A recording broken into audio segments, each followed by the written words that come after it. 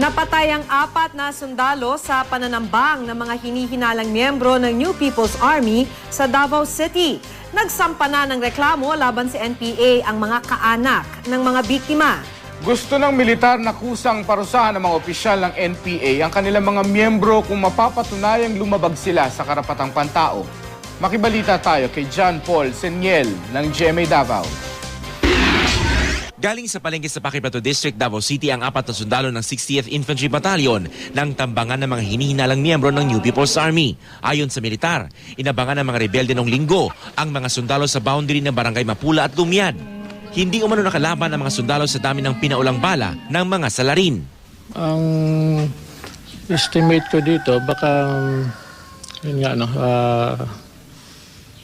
baka may nag-tip off ito sa sa kanila.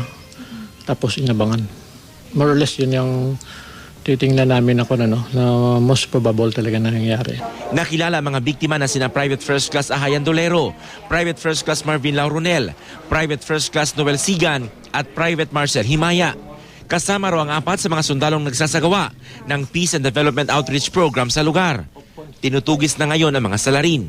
Noong nakaraang buwan lang, mahigit 100 hinihinalang NPA ang umatake sa mga sundalong nagsasagawa rin ng outreach program sa Maco, Compostela Valley. 2 rebelde ang namatay noon, habang 7 sundalo ang nasugatan.